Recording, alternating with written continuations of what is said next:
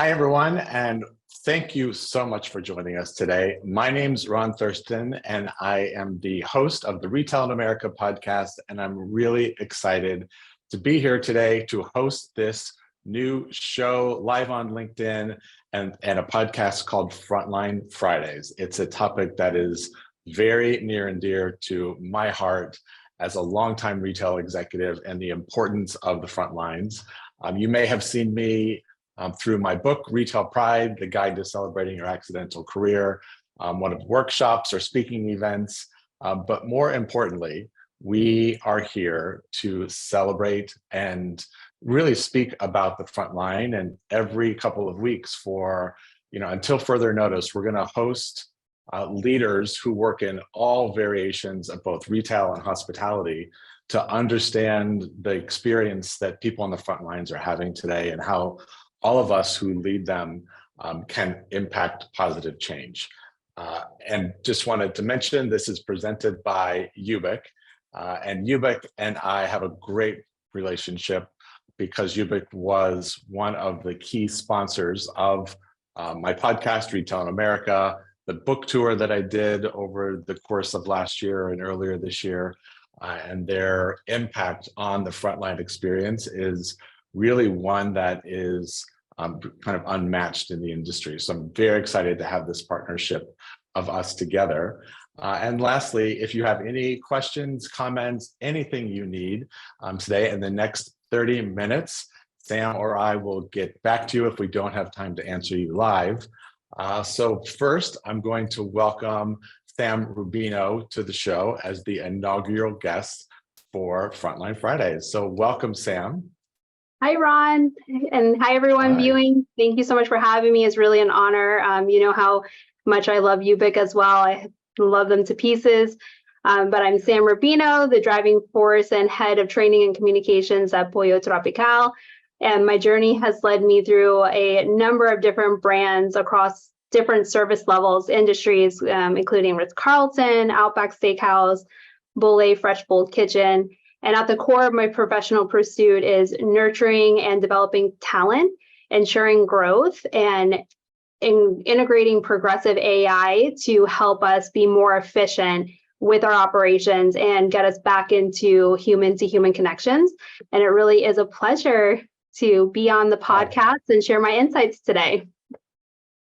Thank you, Sam. And what I really love about this conversation is I spend so much of my time speaking about retail and often apparel industries, and hospitality is one of the most important parts when we talk about frontline. So when we say retail, we think about traditional retailers, but hospitality has its own vibe, its own workforce, its own really massive industry. But I wanted to start with you because when I met you and you started to tell me about your education in the medical field, your work at the Ritz-Carlton, your work at Bolay, and today at Pollo, you have a natural sense of serving others. It shines through.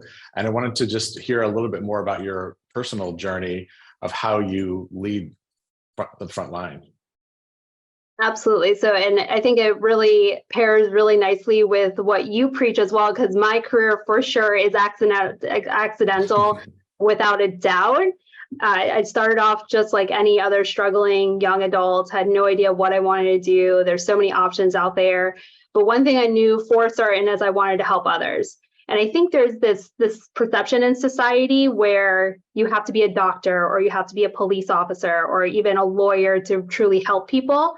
So I set my mind onto going to the medical field of some sort, wanted to just help others, knew that's what I wanted to do. And I come from a very long line of entrepreneurs. My family has tons of businesses in different industries. My parents owned a restaurant, even my grandmother owned a restaurant. So serving and providing meals for others was instilled into my DNA as a child. So here I am going through school. At the time, I was working at Outback as a server and bartender. And I really started developing this genuine love for providing someone a good meal, because there really is nothing else better than a soother in a sense of I have a bad day, I'm going to go and have a nice, good meal, right? It's such a pleasure to do. So I was building this passion for the service, and I will never forget the day I heard this quote, and it hit me like a ton of bricks. But this quote was, "The grass is not greener on the other side. The grass is greener where you choose to water it." And it hit me sitting here trying to put myself into this box, right? Trying to develop this love in the medical field, which I didn't have because I just wanted to help others. And I was like, what if I just nurtured my love for service in the hospitality industry? So from then forward, I've put all my focus and passion into developing myself so that in return, I would be able to help others in pursuing what they wanted to do in life. So when the opportunity with Bolay came, this was my shot, right? This was my opportunity to show, okay, I've been working so hard for years, self-developing, because at that point I had already been in school. I'm not going to go to school all over again, self-developing. And at the time, the founder and the COO of Bolay saw the potential and just gave me the shot. They're like, okay, we believe in you. We're going to allow you to do this. So then with their support, I was able to take this little seed that I planted inside me a couple years prior, and then it grew to this blossoming accidental career I have today. Incredible. And tell us a little bit more about just kind of your day-to-day. So as you're assessing learning and development opportunities, you spent, when we met, you shared, you've already visited over half of the Pollo Tropical locations here in Florida, which is a massive undertaking. So what's kind of your day-to-day, and how did you approach the goals, like setting it up as you joined the company? Absolutely. So just like anywhere else, you need to get an understanding of who your frontline is. And I already had, I was a long time consumer, so I already had a general idea, but then getting in there and working side by side, I really got a true understanding of how much love and passion. And I've never seen this. I've made many friends in the industry, so we talk, you talk shop all the time. And I've never seen a group of individuals have so much love and passion for a brand.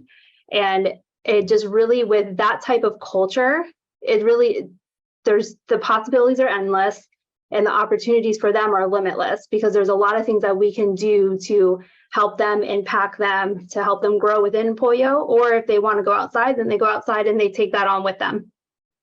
Yeah. And what were some of their, when you say that they're really passionate and they love working for the organization, why is that? Because you may have this perception that working in quick service restaurants is a stop to something else, similar in retail. But based on what you're describing, that's not actually the case. So why do you think that is? I think and again, I haven't been, but from what I gather, it's just from the beginning, they take a sense of pride for what they do. They take it very seriously. And I think they share that same heart that I have of providing someone with a good meal. That's not only just a good meal that's fresh and flavorful, but that's also safe, and that they can trust that they're bringing their families here to feed them. They're going to get something that's fresh and flavorful and safe. So I think it's been instilled into the culture from the beginning. And tell us a little bit about the career paths you've seen of people in restaurants, Bolay, or today, if you have any stories, people who have fallen in love working maybe part-time, one of maybe a couple of jobs, and have ended up in and grown toward leadership roles. Do you have a couple examples of people that you've met like that along the way?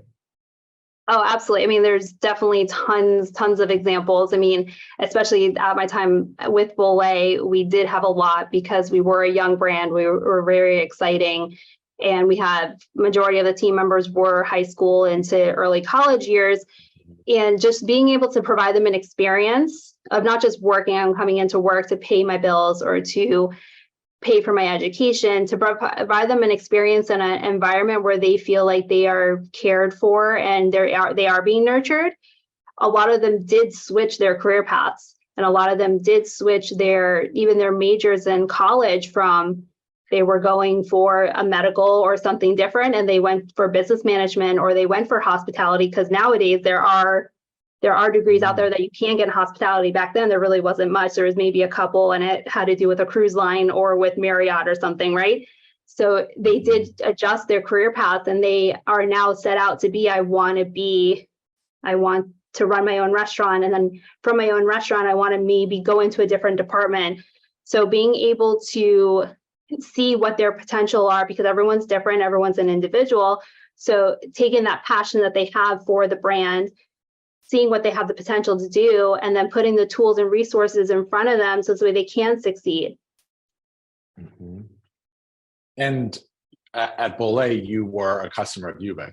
And so when you think about tools and resources, and I know that this is not to promote YOOBIC, but I want to be respectful that there are incredible tools and resources in our industry that are available to help support that front line, because so much of the turnover reports that all of us read in retail and hospitality, one of the biggest call outs is lack of tools and resources to do our job well. And YOOBIC solves one of those big. So tell us how you used it in your past role.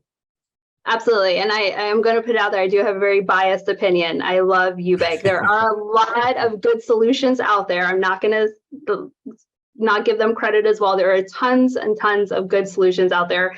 I demoed my face off for years on the different solutions. And YOOBIC has that. They bring to the table what all of us struggle with. And the struggle is, I need 5 different technologies to do one thing, and that's to manage my talent.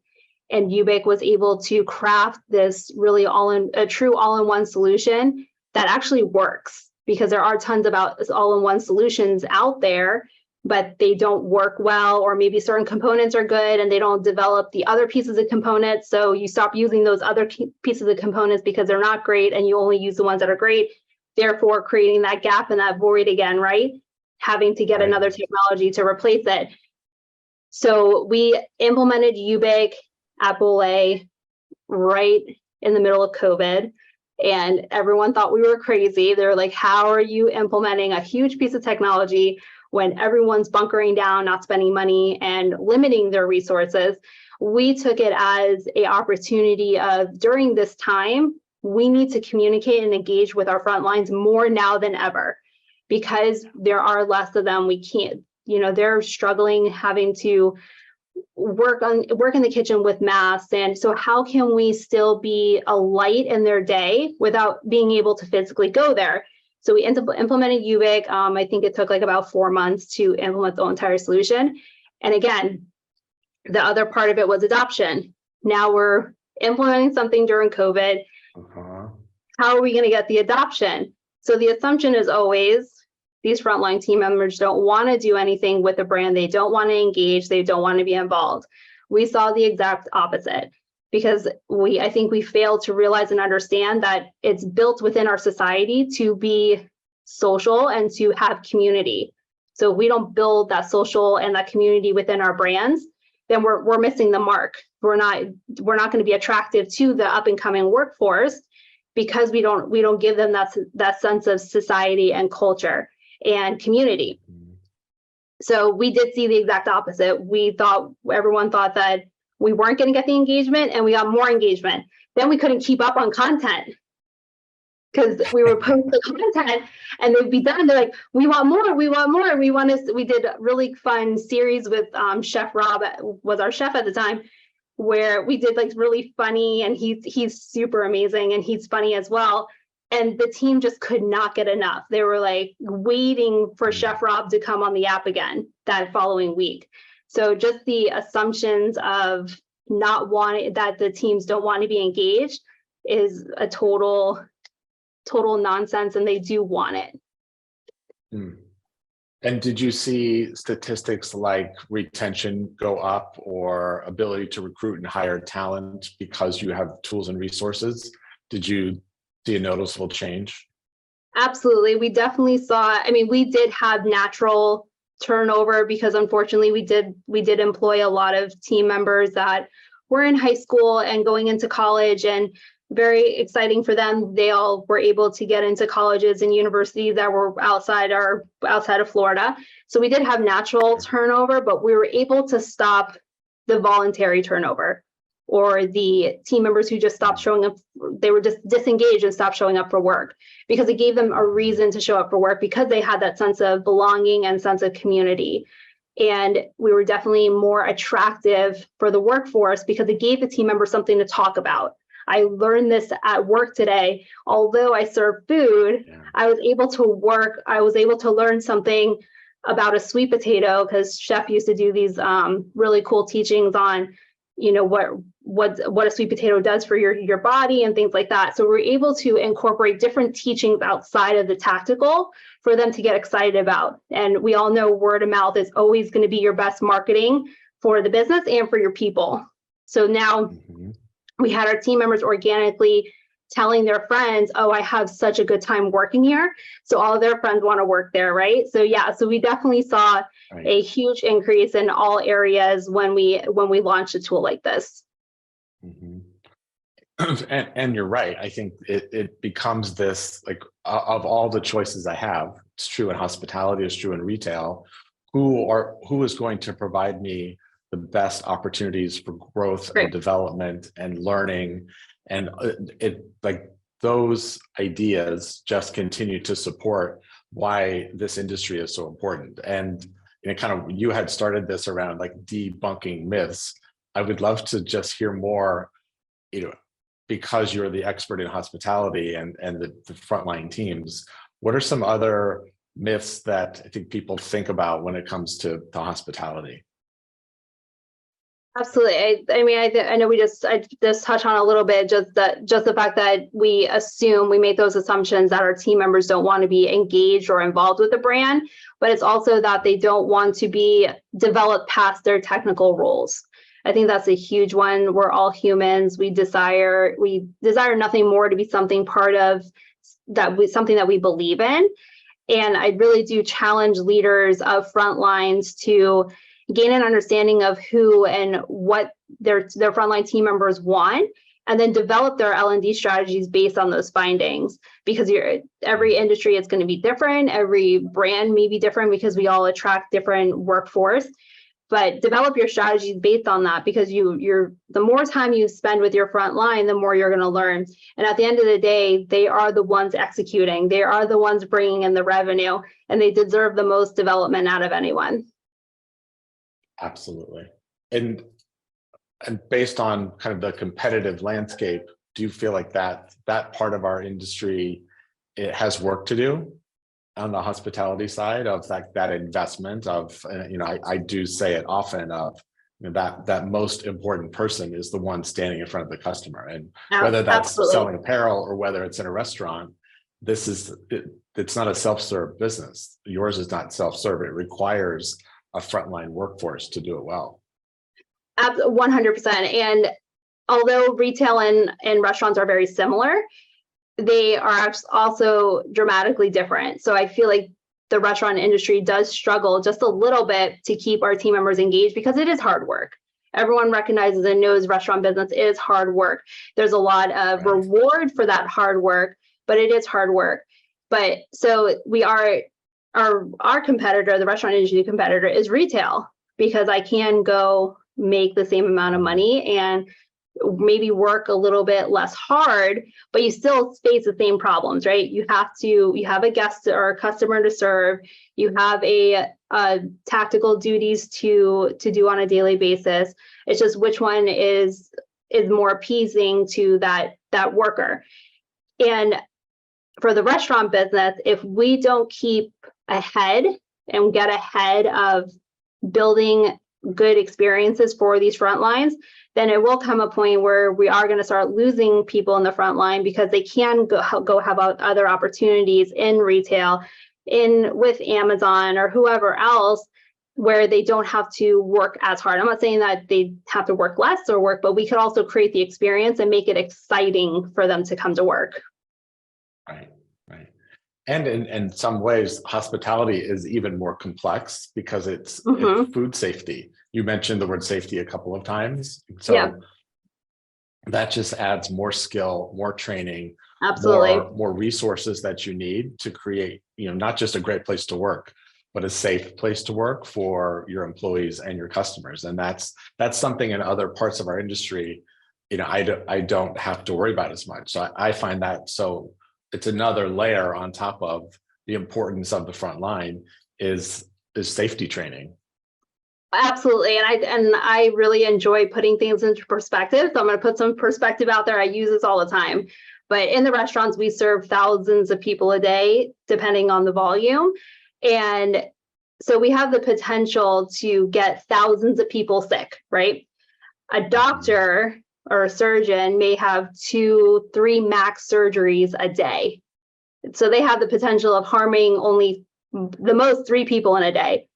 So just to put in perspective, if we don't give them the same amount of tools and training, we have the potential to get tons of people sick.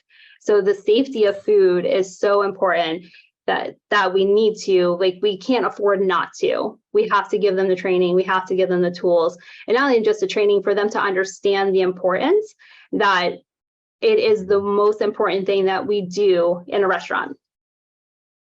Mm-hmm. And employee, then certainly the customer, but then it's stoves and it's knives and all these things go through my head that create risk for an employee. So it's really interesting, and again, kind of we have to think beyond what we know to be true around just creating great food. It's so much more complex. It takes lots of people. It takes incredible amounts of training. It takes resources and career planning, and the rate at which new restaurants open again also needs career. Well, who's running the next restaurants? Who are the next franchise owners? How can we support their business? It's really complex and really interesting and very frontline focused. Absolutely. And just something else to keep in mind is that it's just like retail, restaurants where it's never stopped. It's not an office building that closes Christmas week or Thanksgiving week. We're open. I mean, some restaurants do close. I know some retailers do close on maybe Thanksgiving and Christmas Day, but it is a year-round thing. So it's not something where, I get to lock up my office and not answer my clients for a week because it's Thanksgiving. We still have to bring that same level of service and safety every single day throughout the year. And when we have our own personal things to do, right? So we're in our back of our minds, I have to make Thanksgiving dinner. I have to do this. I have to do that. I have to pick up my kids. I have to, whatever else you have to do, but then I still have to go to work for that week. So just really understanding the importance of what our front lines do for not only for our brand, but for the community. Right. At all hours of the day and night. Mm-hmm. Absolutely. Yeah, that's true. You mentioned when we started in your role at Pollo that you're using some new AI resources and AI technology, and we certainly can't have a conversation today about our industry and not talk about AI. So I wanted to give you that opportunity to say, how are you using it? What are you using it for? How are you evolving the frontline work with it? Absolutely. So we haven't introduced anything yet, but hopefully it is the plan to one day. But I am extremely passionate about AI and utilizing technology for the industry to work for us, not against us. So I know there is a lot of sentiment out there, especially in L&D, especially in training, that all these AI platforms are going to take away jobs. And again, I challenge these leaders who are saying that it's going to take away jobs and how AI is bad, when in reality, we can embrace it and use it to work for us. Think of it as another team member. Instead of me, the director of training, sitting behind a computer, looking at data and writing scripts and doing all the things that we need to do to make content, how can I utilize AI to do all that computer work for me? And I could then now get out to the front lines, connect with the managers, connect with the GMs, do more one-on-one trainings and developments with them. Because at the end of the day, a robot isn't going to be able to have that human to human connection. Only we can do that. And we have hearts and souls, and we need to connect to each other for you to be able to develop and get to your next level. Mm-hmm.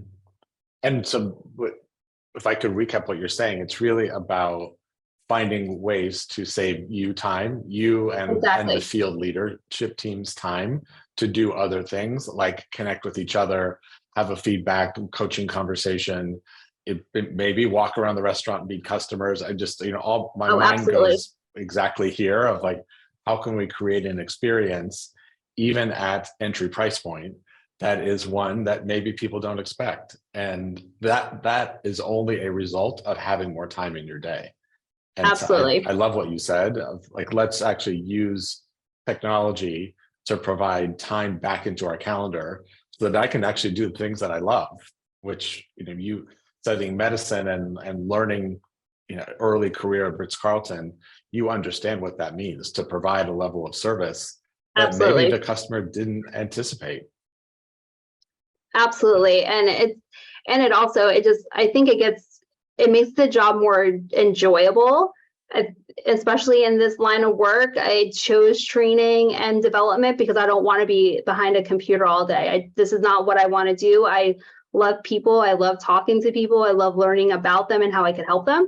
So the more I can get off of this computer and let computers do their work, I'm a happy camper, right? And I think that's where the challenge comes for L&D leaders or anyone who's in this department, to really look at their calendars, say, hey, how much time am I working on reports, and how much time am I working on, because writer's block is real, right? Creative block is real. And how can we bridge that gap? Because I've experienced it a couple of times, right? Where I'm trying to create something and I just get a total creative block. So then that project gets delayed a couple of weeks because I have to wait for the creative block to go away for me to get on it again. So how can we, utilize either outside resources like content creators or AI or whatever else or other pieces of technology to keep it going?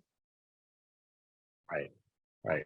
And then on top of it, you're maybe teaching at the restaurant level also some new skills around how to utilize technology. So I think it isn't just office versus restaurant. It's we have maybe more time at our desk in the office. So I'm going to figure out how to use these tools, teach other people how to use them, and then make their job that much easier too. Absolutely. And I talk about getting us off the desk, but it's more important to get our GMs and our managers off of the computer as well. So this way they're able to serve their team and serve their guests ultimately.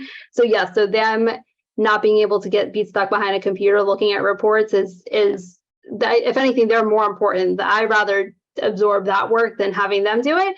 But yes, absolutely, getting them. And honestly, our society is so technologically advanced, is expected. So again, another way, if you're not in with the technology, then you're not going to have job enjoyment, because the expectation is to have the technology. Yeah, agreed. So just as we wrap up our last couple of minutes here, Sam, you having chosen this field in learning and development is one that many people aspire to that come from the field. That are really good at training, that are really good at creating content, that love the front line and leadership development, all of those things. Are there any kind of advice that you would give to people that are thinking about a career in learning and development? Absolutely. I mean, I think the biggest piece of advice I can give to anyone, and not just for someone who wants to go in L&D, that this is for anyone in their career, is if it's truly what you're passionate about, then put all your energy and focus into that passion, and you have to do the work. You can't expect anyone to come and develop you. You have to do the work. You have to self-develop. You have to do your research. You have to read. You have to learn. If you don't do any of that, then you're never going to get to the level that you desire to be. So that's one thing that I do teach and I preach very profoundly, is that I'll bring you the water, but you have to drink it. So if you don't drink it, then that's on you. Great. Well, it sounds like you've had an incredible career in learning and development and just getting started. You have a very large population of thousands of employees that you are about to make an enormous impact in. So thank you for that, because you are changing people's lives, and an ability to earn all of it comes through great learning and your support of the front line. So thank you for all that you do every day. It's a real pleasure to meet you. Absolutely. Thank you so much, Ron. It's been a pleasure. Thank you.